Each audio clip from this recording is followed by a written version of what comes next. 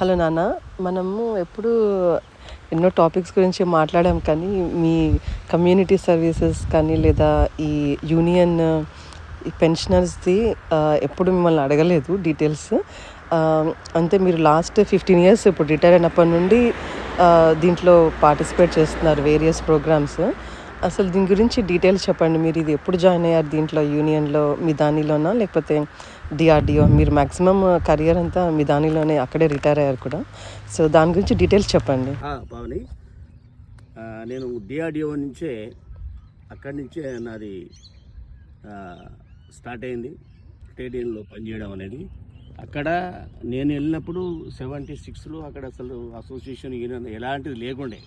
అటువంటి పద్ధతుల్లో అక్కడ ఉన్నటువంటి కొంతమంది ఎక్స్పీరియన్స్ పర్సన్స్తో నేను మమేకమై అసోసియేషన్ గురించి కూడా నేను కొంచెం వాళ్ళతో కూడా సహకరించడం జరిగింది. ఆ తదుపరి నేను అనేది విధానికి రావడం. విధాని అనేది ఒక పబ్లిక్ సెక్టర్ కాబట్టి, ఎందుకంటే అప్పట్లో డిఆర్డిఎల్ అనేది అది ప్యూర్ సెంట్రల్ గవర్నమెంట్ కాబట్టి ఆ టైంలో అసలు ఇందిరాగాంధీ టైంలో ఎమర్జెన్సీ టైంలో చాలా వరకు కూడా అక్కడ ఉన్నటువంటి సమస్యల మీద పోరాటం చేస్తానికి కదిలినటువంటి ఉద్యోగం కూడా సస్పెండ్ టర్మినేషన్ చేసే సందర్భాలు ఉండేటి. సో ఆ సందర్భంలో అనేది నాకు అనుకోకుండా ఒక మంచి అవకాశం మిధానీలో మిశ్ర ధాతు నిగమ్ లిమిటెడ్లో వచ్చింది కాబట్టి పబ్లిక్ సెక్టర్లో అనేది మనకు రైట్స్ అనేది ఉంటాయి యాక్ట్ ప్రకారంగా. సో ఆ రకంగా నేను అనేది మిధానికి రావడం జరిగింది. దానికి వచ్చిన తర్వాత కూడా నేను చాలా కాలం అనేది దాదాపుగా ఒక 30 ఇయర్స్ నేను విధానంలో వర్క్ చేశాను. విధానంలో వర్క్ చేసినప్పుడు కూడా అనుభవాలు అనేది అనేక సమస్యల మీద పోరాటం చేస్తూనే అదే రకంగా అక్కడ ఉన్నటువంటి కార్మికులతో కానీ ఉద్యోగులతో కానీ ఒక మంచి సత్సంబంధం అనేది నేను పెట్టుకోవడం జరిగింది. నైస్ నాన్న. కానీ జనరల్గా రిటైర్ అయిన తర్వాత అందరూ పిల్లలు గ్రాండ్ చిల్డ్రన్తో టైం స్పెండ్ చేస్తూ కొంచెం మంచి రిలాక్స్ ఇట్లా ఉంటారు. కానీ మీరు మాత్రం మేము అబ్జర్వ్ చేసిన దాంట్లో ముందులాగే వర్క్ చేస్తున్నప్పుడు ఎలా ఉండేవాళ్ళో సేమ్ ఇప్పుడు కూడా అంతే. లాస్ట్ 15 ఇయర్స్ నుంచి చూస్తున్నాం కదా. ఏదైనా మీటింగ్స్ అని ఆర్ ఈ ప్రోగ్రామ్స్కి వెళ్ళాలని మీరు ట్రావెల్ చేస్తున్నారు, పార్టిసిపేట్ చేస్తున్నారు, సేమ్ అదే బిజీలో ఉన్నారు. అంటే ఇప్పుడు ఈ ఏజ్లో, అంటే ఇప్పుడు మీరు 70sలో వచ్చిన తర్వాత ఇట్స్ నాట్ ఈజీ. నాకు ఇంకా సర్ప్రైజ్ అండ్ వండర్ అనిపిస్తుంది. మీరు ఇన్ని ఇయర్స్ ఈ పెన్షనర్స్ ప్రోగ్రామ్ మీద టైం స్పెండ్ చేస్తున్నారు, ఎఫర్ట్స్ పెడుతున్నారు, మీతో పాటు ఎంతోమంది అదర్ పెన్షనర్స్ కూడా. సో దీని గురించి డీటెయిల్స్ చెప్పండి, ఆబ్జెక్టివ్ ఏంటి అనేది. పావని, రిటైర్మెంట్ తర్వాత కూడా నేను దాదాపుగా 2009లో నేను రిటైర్ అవ్వడం జరిగింది. రిటైర్మెంట్ టైంలో కూడా మినిమం పెన్షన్ అనేది తక్కువగా ఉంది. ఆ తక్కువగా ఉన్నటువంటి పెన్షన్ అనేది 95లో అప్పుడు ఉన్నటువంటి స్వర్గస్థులైనటువంటి వెంకటస్వామి గారు 1995లో నవంబర్లో ఆ స్కీమ్ అనేది తీసుకురావడం జరిగింది. ఆ స్కీము వచ్చిన తర్వాత అసలు అప్పటికి మాకేం తెలియదు, అసలు ఈ స్కీమ్ ఏంది, ఇంత తక్కువ పెన్షన్ వస్తుందని తెలియదు. అప్పటికి తెలుసుకున్న తర్వాతనే, రిటైర్మెంట్ తర్వాతనే తెలిసింది అది.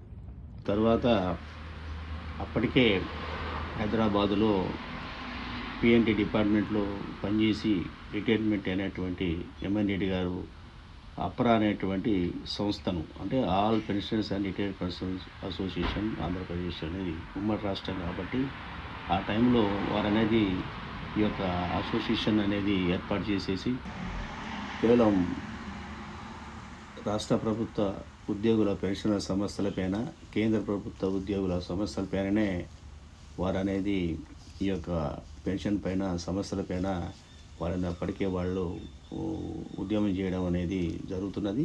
ఆ సమయంలో ఈ ఎంఎన్ రెడ్డి గారు ఆలోచించడం జరిగింది, ఒక 2 సంస్థల నుంచే ఉన్నటువంటి పెన్షనర్స్ సమస్యలే కాకుండా మిగతా ప్రభుత్వ రంగ సంస్థల్లో ఉన్న పనిచేసినటువంటి కార్మికులు కానీ ఉద్యోగులు కానీ అతి తక్కువ పెన్షన్ వస్తుందని చెప్పని వారు దాన్ని అధ్యయనం చేసి ఈ స్కీమ్ అనేది చాలా ఇబ్బందికరమైనటువంటి పరిస్థితుల్లో ఉన్నారు.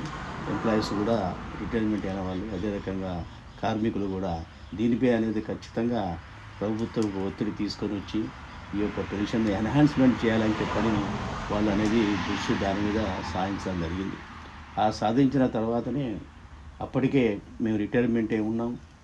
అంతేకాకుండా ఒక ఆర్గనైజేషన్లో ఏది ట్రేడ్ యూనియన్ ఆర్గనైజేషన్లో పనిచేసాం కాబట్టి మేము కూడా వాళ్ళతో ఏకీభవించి ఆ సంస్థలో ఏదైతే వాళ్ళు చేసినటువంటి అసోసియేషన్లో మేము కూడా జాయిన్ అయ్యి ఈ యొక్క ఉద్యమాన్ని అనేది ఈరోజు వరకు సాగించుకుంటూ వస్తున్నాం. అదే సమయంలో ఎంఎన్ రెడ్డి గారు ఆల్ ఇండియా స్థాయిలో all India coordination committee of EPF pension association అనేది ఒక అసోసియేషన్ స్థాపించడం జరిగింది. ఓకే. సో మరి దీంట్లో ఏమైనా అవుట్కమ్ వచ్చిందా ఇప్పటివరకు ఇంత టైంలో? అని 13లో యూపీఏ 2 గవర్నమెంట్ ఉన్నటువంటి టైంలో సాధించుకున్నటువంటిది మినిమంగా ఆ ప్రభుత్వము కమిటీ ఏర్పాటు చేసి కమిటీలో ఒక 1000 రూపాయలు అనేది వాళ్ళు అనేది దాన్ని ఆమోదించడం జరిగింది. అంతేకాకుండా ఆ ప్రభుత్వంలో ఉన్నప్పటి తర్వాత కూడా మనం అనేది ఒక 2 సంవత్సరాల వేటేజీ కూడా సంపాదించుకోవడం జరిగింది. దాంతో పాటు అమ్ముకున్న పెన్షన్ కూడా సాధించుకున్నాం. అది గ్రేట్ అచీవ్మెంట్. అది అంతకుముందు దాన్ని అనేది ప్రభుత్వం అనేది తీసివేయడం జరిగింది. కాబట్టి ఇది మా ఉద్యమంలో భాగంగా మేము ఈ మూడింటి కూడా మేము సాధించుకోగలిగాం. తద్వారా తదుపరి ఎలక్షన్స్ రావడం 2014లో మరి ఎలక్షన్స్ వచ్చినప్పుడు కూడా ఆ టైంలో కూడా మేము ఢిల్లీలో జంతర్ మంతర్ దగ్గర ఒక పెద్ద ప్రోగ్రాం అనేది పెట్టడం జరిగింది. ఆ ధర్నా కార్యక్రమానికి బీజేపీ నుంచి స్పోక్స్మెన్ రాజ్యసభ సభ్యుడు కూడా అయినటువంటి ప్రకాష్ జవదేకర్ గారు ఆ యొక్క ధర్నాకు రావడం జరిగింది. ఆ ధర్నాకు వచ్చి వారు మాట్లాడుతూ మీకున్నటువంటి పరిస్థితిని నేను అర్థం చేసుకున్నాను. దాదాపుగా ఇన్ని లక్షల మంది ఉన్నారు కాబట్టి మా ప్రభుత్వం వచ్చినట్లయితే ఖచ్చితంగా మీకు అనేది మినిమంగా 3000 రూపాయలు అనేది ఇవ్వడం జరుగుతుంది. అట్లాగే డిఎన్ కూడా మెడికల్ ఫెసిలిటీ చాలా అత్యవసరమైనటువంటి మెడికల్ ఫెసిలిటీని కూడా కల్పించాలి ఈ వయసులో ఉన్నవారు అందరికీ కూడా అని చెప్పనేది మా ప్రభుత్వం వస్తే తప్పకుండా మీకు ఇది అవకాశం కల్పిస్తాను. మేము ప్రభుత్వంతో మాట్లాడి దీన్ని అమలు చేసే ప్రయత్నం చేస్తామని చెప్పడం జరిగింది. దానితో పాటు భగత్ సింగ్ కోశ్యారి కమిటీ ఏదే రికమెండేషన్ కూడా రాజ్యసభలో దాన్ని కూడా చేర్చి పాస్ అయ్యేటట్టుగా ఏ రకంగా అయితే ఆమోదించేటట్టుగా ప్రయత్నం చేస్తామని చెప్పడం జరిగింది. అది కూడా ఆమోదించడం జరిగింది. అయినప్పటికీ కూడా ఈ ప్రభుత్వం అనేది ఆ యొక్క భగత్ సింగ్ కోశ్యారి కమిటీని ఇచ్చినటువంటి రిపోర్ట్ను కూడా అమలు చేయలేని పరిస్థితి. ఇటువంటి పరిస్థితుల్లో మేమనేది అనేక రకాల పద్ధతుల్లో మేము కంటిన్యూగా కార్యక్రమాలు చేస్తూనే వస్తున్నాం. ఇటు రాష్ట్ర స్థాయిలో ఇటు ఉన్నటువంటి ఢిల్లీలో కూడా అనేకమైనటువంటి పోరాటాలు చేస్తూ అనేక సందర్భాలలో కూడా మేము ఎంపీలకు అదే రకంగా ఈ మోడీ ప్రభుత్వం వచ్చిన తర్వాత నుంచి కూడా 2014 నుంచి కూడా ఈ ప్రైమ్ మినిస్టర్ కూడా అనేక లెటర్స్ రాశాం. దాంతో పాటు ఫైనాన్స్ మినిస్ట్రీ కూడా అదే రకంగా లేబర్ మినిస్టర్ కూడా అనేక సందర్భాల్లో కూడా ఎంపీలు కూడా చట్టసభలో అడిగినటువంటి ఈ క్వశ్చన్స్కి అనేది సమాధానం అనేది పట్టించుకోకపోవడం. రెండవది పార్లమెంట్లో కూర్చొని కూడా ఒక ప్రైమ్ మినిస్టర్గా ఉండి ఇంత తక్కువ పెన్షన్ వస్తుంది అనేది ఎంపీలు చెప్పినప్పటికి కూడా దాన్ని కూడా ఆయన ఖాతరు చేయకుండా ఈ యొక్క ఏ నిర్ణయం తీసుకోకుండా మాకు ఇబ్బంది పెట్టడం అనే దాని మీదనే మేము అనేది ఫోకస్ చేస్తున్నాం.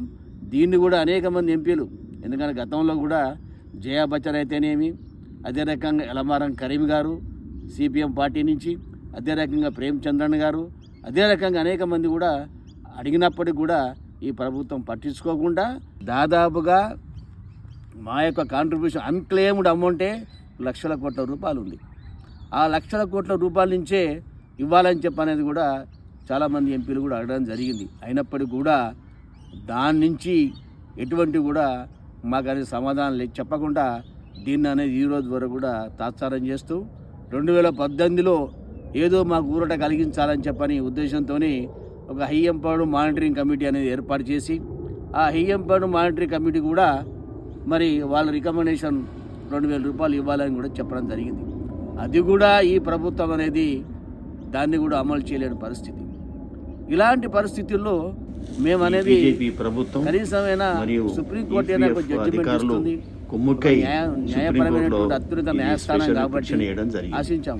కానీ 2004, 11, 2022లో సుప్రీంకోర్టు అనేది 1914 ముందు వాళ్ళకే అనేది పెన్షన్ ఇవ్వడం జరగది, 1914 తర్వాతనే పెన్షన్ ఇవ్వడం జరుగుతుందని చెప్పని ఒక నిర్ణయం చేయడం జరిగింది. అంటే ఒక అత్యున్నతమైన న్యాయస్థానం 1914 ముందు వాళ్ళకు ఇవ్వము, 1914 తర్వాత వాళ్ళకి ఇస్తామనడం అనేది సమంజసం కాదని చెప్పనేది కూడా అనేకమైనటువంటి రాష్ట్రాల్లో ఉంటే హైకోర్టులు కూడా దాన్ని కొట్టివేయడం జరిగింది. అదే మరి పద్ధతిలో 2016లో ఇచ్చిన జడ్జిమెంట్ని కూడా దాన్ని కూడా ఇంప్లిమెంట్ చేయలేదు. దాన్ని తాత్సారం చేస్తూ పెండింగ్లో పెడుతూ కోర్టుకు వెళ్ళి ఈ రకంగా ఇచ్చినటువంటి ఏదైతే జడ్జిమెంట్ ఉందో ఈరోజు మరి ఆ జడ్జిమెంట్ కూడా 22లో ఇచ్చిన జడ్జిమెంట్ కూడా వితిన్ 4 నెలల లోపలనే దాన్ని హయ్యర్ పెన్షన్ అనేది అమలు చేయాలని చెప్పడం జరిగింది. అయినప్పటికీ కూడా ఈరోజు వరకు కూడా దాన్ని అమలు చేయలేని పరిస్థితి. ఇక్కడ నేను చెప్పేది ఏంటంటే 1982లో అప్పుడు ఉన్నటువంటి Y V Chandrachud chief justice of India Indira Gandhi ప్రభుత్వంలో ఆయన ఒక డిసిషన్ ఇవ్వడం జరిగింది. నకారా కేసులో ప్రభుత్వంలో ఉన్నటువంటి ఉద్యోగులు ఎవరైతే ఉన్నారో 78 కన్నా ముందు ఉన్నటువంటి వాళ్లకు పెన్షన్ లేదు, ఇవ్వబడదు, 79 తర్వాత వాళ్ళకి పెన్షన్ ఇవ్వడానికి ప్రభుత్వం సిద్ధంగా ఉంది అని అన్నప్పుడు ఆయనే నకారా అనేటువంటి ఒక ఉద్యోగి సుప్రీంకోర్టుకి వెళ్ళినప్పుడు 1982లో ఒక డెసిషన్ ఇవ్వడం జరిగింది. ఇదే వైవి చంద్రచూడ్ గారు, అది వాళ్ళ హక్కు, అది పెన్షన్ అనేది భిక్ష కాదు, ఇట్స్ నాట్ బెగ్గింగ్, వాళ్ళ రైటు, ఇది రాజ్యాంగంలో పొందుపరిచి ఉంది అనేది ఆయనటువంటి జడ్జిమెంట్ ఇచ్చాడు. ఆనాటి నుంచి అందరు కూడా కేంద్ర ప్రభుత్వంలో ఉన్నటువంటి వాళ్ళందరూ కూడా ఈ యొక్క పెన్షన్ లభిస్తూ వస్తుంది. All India coordination committee June 18న జూమ్ మీటింగ్ జరిగింది. పాల్గొని అన్ని విషయాల మీద చర్చించిన తర్వాతనే ఒక నిర్ణయం తీసుకొని ఆగస్టు నెలలో 6, 7, 8 తారీఖులలో దేశవ్యాప్తంగా ఉన్నటువంటి అన్ని రాష్ట్రాల్లో ఉన్నటువంటి పెన్షనర్స్ అందరూ కదిలించి ఆ యొక్క జంతర్ మంతర్ దగ్గర ఈ ప్రభుత్వానికి వ్యతిరేకంగా మన నినాదాలు ఇస్తూ మన డిమాండ్లను అచీవ్మెంట్ చేసుకునే ఉద్దేశంతో అక్కడ ప్రోగ్రాం పెట్టడం జరిగింది. అజెండా మెయిన్గా అనేది రేపు జరిగేటువంటి ఈ 3 రోజుల ధారణ కార్యక్రమంలో ఇప్పటికే దాదాపుగా 10 రాష్ట్రాల నుంచి అందరినీ కూడా మేము గ్యాదరింగ్ చేయడం జరిగింది. వారితో పాటు మహిళా కార్మికులు కానీ ఉద్యోగులు కూడా కలుగుతున్న సందర్భం. అయితే దీన్ని మేము ఫోకస్ పెట్టేది ఏంటంటే మెయిన్గా ఈ ప్రభుత్వానికి మేము ఒకటే హెచ్చరిస్తున్నాం, అయ్యా మాకనేది మినిమంగా 9,000 రూపాయలు పెన్షన్ ఇవ్వాలని చెప్పని, రెండవది దానితో పాటు డిఏ ఇవ్వాలని, దానితో పాటు మెడికల్ ఫెసిలిటీ సదుపాయం కల్పించాలని. ఎందుకంటే ఈ రోజులో కంపేర్ చేసుకున్నట్లయితే ఉంటే రాష్ట్ర ప్రభుత్వ ఉద్యోగులు కానీ సెంట్రల్ గవర్నమెంట్ చేసిన ఉద్యోగులు కానీ వాళ్ళు రిటైర్మెంట్ అయిన నాటికి వాళ్ళకి అనేది బేసిక్లో 50% అనేది వాళ్ళకి అనేది పెన్షన్ వాళ్ళకు వస్తుంది. దానికి తోడు వాళ్ళకి డిఏ కూడా ఇస్తున్నారు. ప్రతి వేజ్ రీజన్లో కూడా వాళ్ళకు కూడా అందులో బెనిఫిట్ అనేది జరుగుతున్నది. కానీ మాకు అనేది దాదాపుగా 95లో సవరించినటువంటి స్కీమును 13లో కొంతవరకు 1,000 రూపాయల వరకు సవరించినా కూడా ఈరోజు వరకు కూడా సవరించలేని పరిస్థితి. ఈ దుర్భర పరిస్థితుల్లో 70 లక్షల మంది ఉన్నారని చెప్పారంటే ఇది ఆషమాషయం కాదు. మీరు ఇచ్చిన ఓవర్వ్యూ తోటి చాలా డీటెయిల్స్ తెలిసాయి. సో ఇప్పుడు దీన్ని ఒక సమ్మరైజ్ చేయడానికి ఈ ప్రోగ్రామ్ హైలైట్స్ ఏంటి ఇప్పుడు అదొకసారి చెప్తారా? పావని, ప్రధానంగా ఈ 75 లక్షల మందికి ఉన్నటువంటి పెన్షన్ మీద మినిమంగా మా డిమాండ్ 9,000 రూపాయలు ఇవ్వాలని, దాంతోపాటు డిఏ ప్లస్ మెడికల్ ఫెసిలిటీ కూడా కల్పించాలని, రెండవది 2016లో సుప్రీంకోర్టు ఇచ్చినటువంటి హయ్యర్ పెన్షన్ జడ్జిమెంటును అమలు చేయాలి. మూడవది 4/11/22లో ఇచ్చినటువంటి జడ్జిమెంటును స్క్రాప్ చేయాలి. ఒకవేళ ఈ ప్రభుత్వం పట్టించుకునే ఎడల రాబో కాలంలో పెద్ద ఎత్తున ఉద్యమాన్ని నిర్మిస్తామని ఈ ప్రభుత్వానికి హెచ్చరిస్తున్నాం. ఓకే నాన్న, థ్యాంక్ యూ. సో మీరు చేసే ఈ పెన్షనర్స్ ప్రోగ్రామ్ దానికి ఈసారి అవుట్కమ్ రావాలని ఆశిస్తున్నాను.